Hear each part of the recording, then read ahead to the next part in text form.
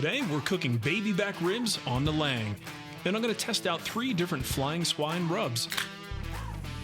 It's TWW Barbecue.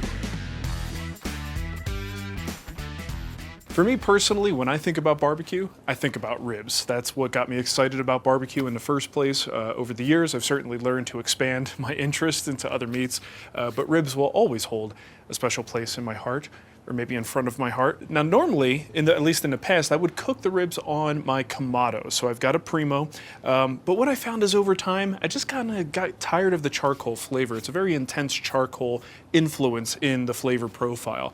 Since then, I've been able to try a pellet cooker, I've been able to try an offset Lang, and I gotta say, hands down, the best flavor, the most even flavor, comes from offset smokers.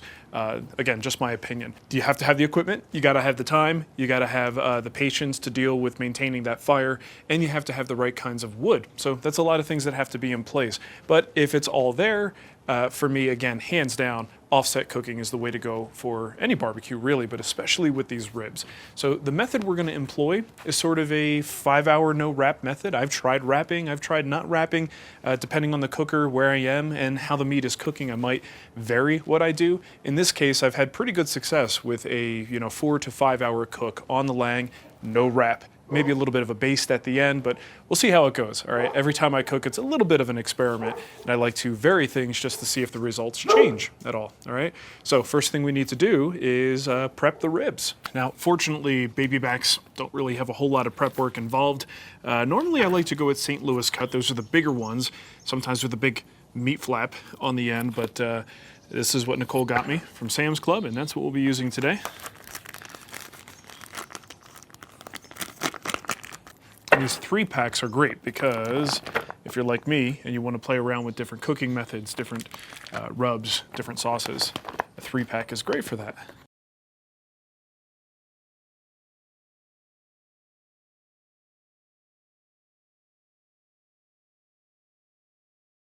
All right, so the first thing I'm going to do is on the back side, I'm going to remove this membrane. It's not good eating, and some people don't think it's worth doing, but I certainly do. This will open up the back side and allow you to get some rub on there. And it's just a film, kind of a gross film that I don't think anybody really wants to eat. See that right there? That said, watch any rib video, you're gonna see them remove the membrane. And just the technique that I use here, find a bone near the skinny end, get a butter knife so you don't cut yourself, and just scrape it off the bone like that, and that'll get you started. Then it's too slippery for your bare hands, so just get a paper towel. Usually you get it off in one piece.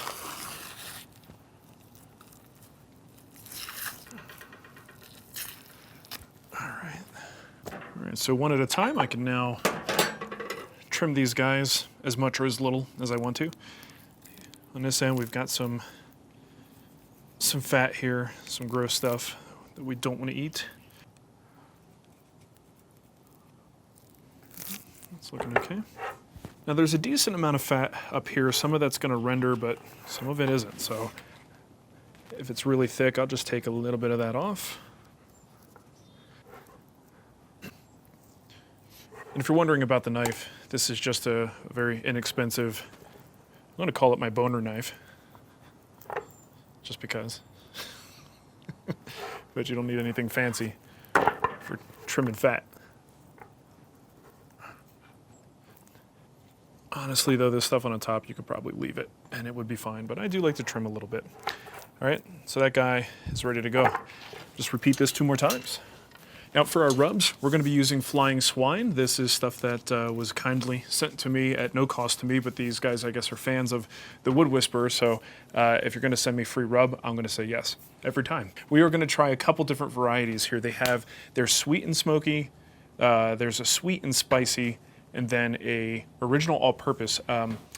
The problem is keeping these in order throughout the cook and making sure I don't get them mixed up. I like to do taste tests on this stuff. So I'm gonna start with an order here, the all-purpose, then we're gonna go sweet and smoky, then sweet and spicy. I'm gonna try and keep them straight.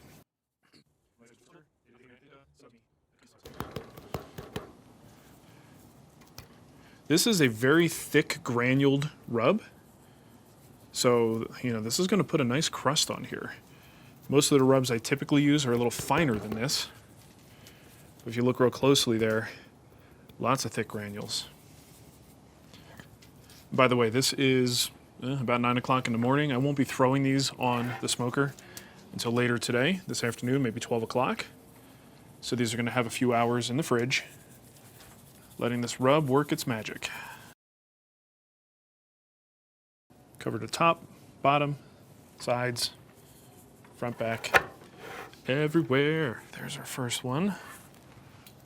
All right, so I just cleaned some of the excess rub off the board so we don't get any kind of cross-contamination. And now we go sweet and smoky. Now, a lot of people will put a binder on meat. Different cuts I might, something like mustard, olive oil. But in this case, these ribs, plenty of moisture on there. I don't see the rub having any problem binding here, so. But if you like using some kind of binder, go for it. I could just tell you the smell right away from the sweet and smoky has my attention. Okay, got to keep these straight, all purpose. Here comes the sweet and smoky, and now the sweet and spicy. By the way, throughout this process, you'll probably notice I got one dirty hand, one clean hand. I don't touch my rubs with the dirty hand if I could avoid it. Okay. All right, so the final step, a little bit of plastic wrap. And we'll put these in the fridge.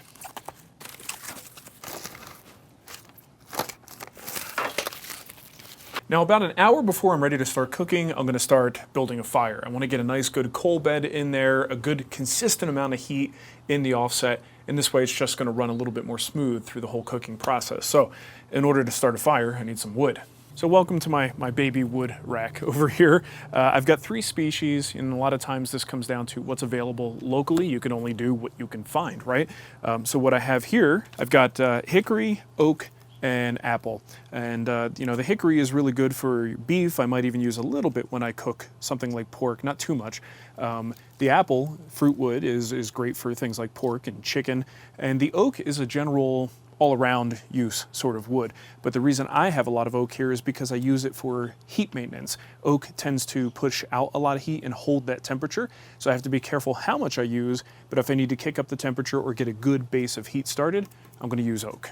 Right, so now these are, full-size splits. These are way too big for the Lang that I have, so we're going to cut some of these down. Now, if you know me from my woodworking channel at The Wood Whisperer, you know that I've got a full wood shop, and I have just about any tool I could possibly need to cut these things down. The chop saw is an okay option if you've got a very stable split that you feel comfortable cutting that way, but I've experienced some kickbacks that make me a little bit nervous using firewood here on the chop saw. So I do have a bandsaw. That's a lot more comfortable for me, so let's head over there. Now I could probably just cut these in half, but this oak packs a punch, especially on a 36-inch offset. It's not that big, so I'm gonna cut this into thirds. Now, even though I'll be using the smaller pieces as I maintain the fire, I'm gonna start it with these full-size splits. Just do a little cross pattern here. Being a woodworker, I have no shortage of kiln-dried offcuts. And by the way, this is all oak right now. Now, sometimes I'll actually put a little bit of charcoal in there. I'll just use a chimney starter, drop that in the center. But today, this is what I feel like doing. So this is what we'll do. And good dry wood, it shouldn't take too much to get it going. Everything's wide open right now, by the way. Now, as these logs start to catch, I'm leaving everything wide open. Air intake is open, the door is open, the door on the cook chamber, wide open. I don't want to restrict anything. I just want this fire to catch. I want the logs to be fully engulfed in flames, and then we could let them burn down to coals. Now, once they get fully engulfed and I feel like it's a very comfortable fire that's moving along, I will close down the cook chamber because I want everything to start warming up. This is some pretty thick steel. It takes a while for it to start to pull that heat in, hold it, get up to temperature, and this way we get up to a good barbecue cooking temp. All right, so for now we're just gonna let this roll, and then pretty soon I'll close that chamber down. All right, so that is a pretty respectable fire in there. I think I'm gonna close the door down here. I actually find it pretty helpful to have 2 probes. One for each side of the cook chamber, because one side is always hotter than the other. Put one at the far left in the middle, put one at the right, not at the far right, near the firebox. We'll put it as close to the meat on the right as we can get. So we'll probably move that later on. Close it down. You can see we're already climbing up on the gauge. This gauge is always going to read a little bit higher because it's hotter the further up you go. What I really care about is the grate temperature, so that's why I have those two probes in there. So let's go ahead and hook that up and see where we're at. Oh, and by the way, this guy will probably read maybe around 300, maybe a little more than 300 through most of the cook, which means I'm at the temperature I want to be, 250, 275 at the grate. Right, so this bad boy is the ThermoWorks Signals. You could hook up to 4 probes to it. It's got a USB charger and battery power. And the great thing is this battery is amazing. I pretty much will go through a full day cook and not have to recharge, which is kind of awesome. And check this out. It's magnetic. So I could just kind of plop it down there, keep it away from the heat. All right, so it's been a good hour. Here's where we're at. It's a real nice bed of coals. And what I'm going to do is try to keep the fire forward. I want these coals as close to the door as possible because on this size of a cooker, if I'm too close to that interior wall, it's just going to make the right side of the smoke chamber way too hot. So I'm going to stay near my door and try not to lose any embers here. Let that burn down just a little bit more. Those oak coals are just super hot. All right, so our temp is still just a little bit high, but you got to remember, we have to throw another piece on to get the smoke going, and we've got cold meat that's going to go on the smoker, so that will cool the chamber down a little. All right, so now for the applewood, I've got a few little tiny pieces, and if I've got bark, I like to put the bark down, burn that bark away first, and I'm going to wait for this to get fully engulfed in flames. I'm not going to close the door.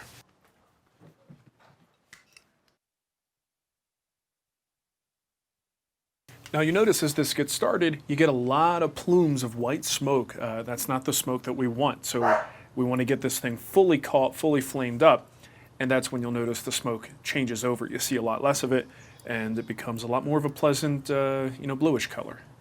While this is flaring up, that's a good time to go grab the meat. All right, let's get these bad boys on there. Got to keep them in order so I don't mix up my rubs. And a lot of people do like to let the meat come up to room temperature before they put it on a smoker. I don't. If you want a good smoke ring, put it on there cold. So we'll start with the all-purpose. Then I'll go sweet. And then we go spicy. Let's close it up. All right, that piece of wood's looking great. Close it up. And as you can see, we're about where we need to be, 225 on the left, 270. I'll try to close that gap over time, but that's the range we want to be in. We're climbing a little bit, so that's okay. Now the way that I control the temperature on this thing is kind of simple. I don't really mess too much with the damper. I don't mess too much with the air intake. I kind of let it go wide open. I control it with the size and the location of the fire. So I know, generally speaking, that these apple chunks are not going to burn as hot as the oak, but if I need a quick influx of heat, I could switch back to the oak or maybe even the hickory to get a little bit more heat out of it. But most of the cook will happen with these apple pieces. And really, it's just size and location of the fire. And I just keep watching that temp. So one piece at a time. You just don't overload it. It's so easy to go too hot on these things if you're not careful. And also look at the size of my pieces. Just not very big, so they can't do much damage, right? If I throw a whole split in there, now suddenly I can go way too far. And just a quick tip, kind of obvious, but if you have a fire that's too hot and it's kind of getting out of control, take some out, right? Take some pieces out, put them in a safe place, and let the whole firebox cool down, and then go back at it. Now's probably a good time to talk about the difference between good smoke and bad smoke. So if you look at the stack up here, thin, bluish, maybe just a little bit of a white tint to it, but almost to the point where you can't really see the smoke coming out. that's good. That's what we want. If it's really bright white or brown or grayish smoke, that's the stuff that tends to not taste so good. It's a little bit acrid. It doesn't, long term, doesn't make the meat taste very good. This stuff, on the other hand, is fantastic. It's not going to overwhelm you with smoke flavor. It's going to have just the right amount. So our goal is to always keep the smoke looking like that. So every time I throw a piece in, I'm going to give it a chance to really ignite. It's that first initial low temperature burning of the wood that causes that acrid smoke. After that point, once it's fully engulfed in flames, it's cooking at a higher temperature, burning at a higher temperature, you're going to get a cleaner smoke, and that's the stuff that tastes great on your food, right? So that's going to be the sort of process that I go through for the next few hours. It's just adding a piece at a time, looking at the temp, deciding if I need to add a bigger piece or a second piece, and always when I add these pieces, leaving that door open to let that bad smoke go out, and then once the bad smoke is gone, close it up, and then watch the temp. All right, temp's running a little bit low. That cold meat did cool things down quite a bit, so we can add another piece of applewood. You can see that other piece of applewood is still in there, but the applewood doesn't burn as hot. So with a single piece in there, I'm just not getting the temperature I want. Also got to be careful as these coals burn down. I have to have coals to replace those when the time comes, right? So you don't want to let the fire get too small. But let's throw another piece on there. Once again, you can see all the bad smoke coming out.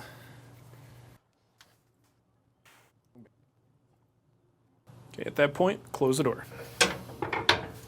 And now we have what is quite possibly the best part of barbecue. Kicking back, watching the temp, cracking a cold brew, just throwing wood on the fire when you need to. Petting your dog, listening to music, pretending you're busy doing stuff. I can't help with the kids, I'm busy! Now, if you look at the temp, the range is 220 to 260. That's fine. I don't mind that range, but I really do want the right side to be closer to like 290 because I really want to cook at about 250, 275, right? So we're looking for an average, but the bottom line is I'm not hot enough at this point, so I've got a couple choices. So I can either push the fire back a little bit closer to that side of the firebox that will warm up the cook chamber a little bit more, or I could do something as simple as just grabbing one of these pieces of oak that I know burn hotter, get that to ignite, and then push that back a little bit.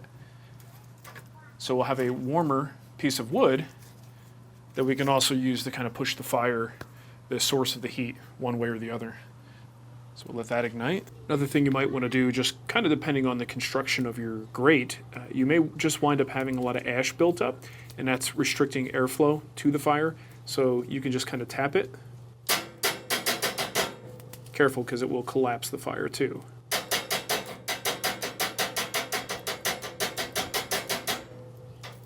That will definitely help the fire breathe better. That's looking great.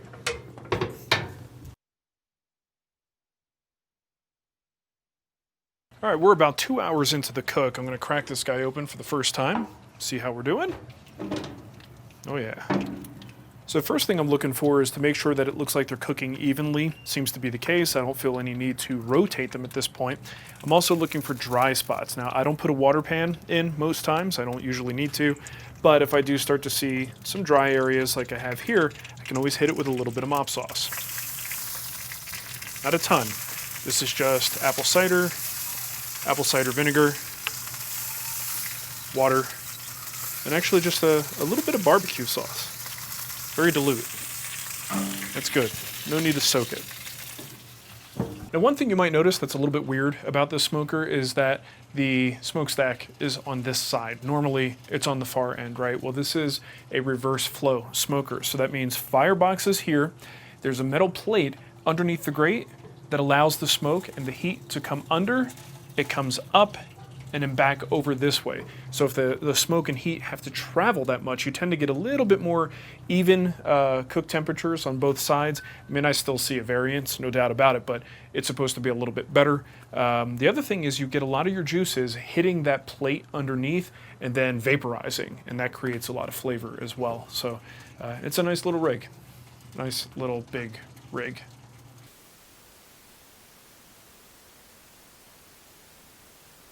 I'm starting to notice that the temperature is running away from me a little bit. I think I built a little bit too big of a fire, but Let's see what's going on in the firebox. All right, the sun's not doing us any favors here in the video, but I pulled most of the fire and all the pieces that I could forward to get them away from that inside wall, watch the temperature, and if the temperature doesn't come down, we'll go to option number 2.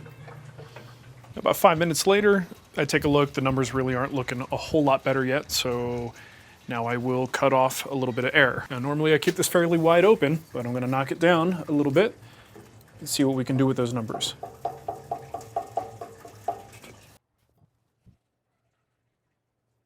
So those numbers are definitely trending in the right direction at this point. Now, if they didn't, let's say the temperature just kept spiking, I would probably at this point go in and remove a chunk of wood.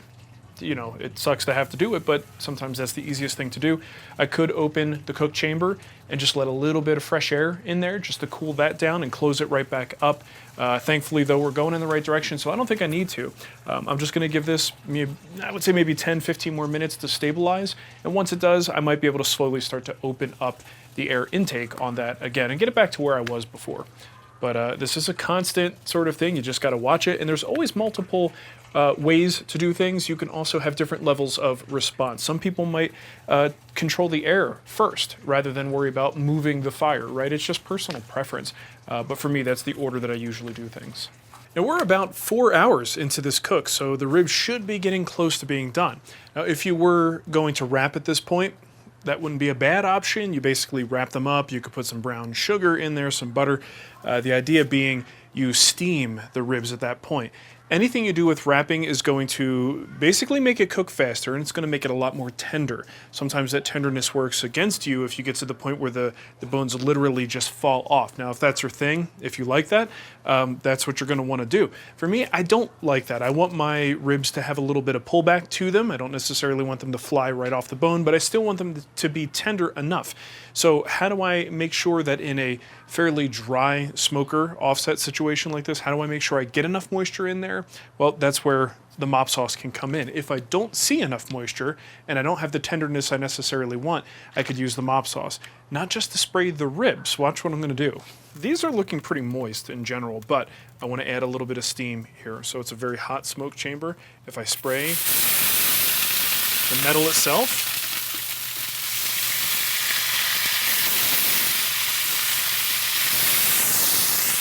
I get a little bit of steam action. Now, if I really feel like I need it, I can do that spray maybe every 20 minutes for the last, the last hour or so of cooking.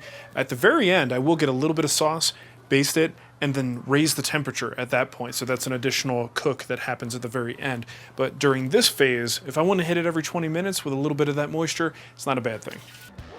Now we can add the glaze. And check out that gorgeous color even before the barbecue sauce is applied. Now, I don't really add too much here, just a very thin coat. I really like to let the rub speak for itself. Now I'll raise the heat and let it ride for another 30 minutes. When it's ready, you can see it's got a nice wiggle, but it's not falling apart. Now, if we took a temperature of the meat at this point, it would probably be in the 200 to 205 range. Now it's time to slice them up and serve. Everyone really enjoyed all 3, as you can hear. I'm not eating a rib. But the differences between them weren't as noticeable as I would have expected, and I think I know why. Now, if you remember, when I was applying this rub, I actually mentioned that the granules were a little bit larger than I was expecting, larger than I'm used to. And what I noticed was a lot of the rub, because the granules were so big, sort of just bounced off the meat. I had a lot of, wasted rub that would hit the meat and just kind of bounce off. Now, normally that's not a problem, and that's why I normally don't use any kind of a binder, because the rib is wet enough that it takes whatever I put on it, that then sort of turns into a liquid as it starts to sweat, and everything is fine, right? In this case, I think we missed a lot of the rub. A lot of the rub just kind of fell off or bounced off immediately, and I didn't get as much rub on the surface. And in the end, everything still tasted good. It had, sweet and salty and all the things you expect to be on a rub, but it just wasn't as substantial or substantial enough for each one of those rubs to really differentiate themselves when we tasted them. But again, that said, everybody loved them. They were very, very good flavor, but there wasn't a whole lot of difference. So I really doubted myself. I went back to the original rubs and I did just a raw test and actually tasted each rub. And the differences were dramatic, right? It's the all-purpose, wasn't too much of one thing or too much of another, just enough sweet, just enough salty. Makes sense for an all-purpose rub. The sweet and smoky was actually my favorite. I really will look forward to using this again in the future. I like a sweeter rub or a sweeter rib when it's all said and done. And this particular rub I think is right up my alley. And then of course the one that's supposed to be spicy was spicy. It had enough of a bite, not too much, but definitely enough that you could feel it. So this was user error. I think I really should have used some sort of a binder like a yellow mustard that would have given me a nice thick layer of a liquid pasty material that these big granules would sit down into, sit on the surface, be perfectly happy, and then really firm up during the cook and stick to the surface. So, you know, I'm not super experienced in barbecue in spite of making, you know, videos like this. I'm just sharing my experiences. And there's a bit of a learning curve sometimes when you try a different type of rub. But one of the things I'll be looking for in the future is if I see big granules like this, I'm gonna know that I might need to use something to help them stick to the surface, even when most other rubs aren't requiring that. So anyway, good stuff. Thank you to the folks at Flying Swine for sending these to me and letting me try them out. I really look forward to getting the proper amount of rub on my ribs the next time around. All right, so thanks for watching, everybody, and good luck with your barbecue.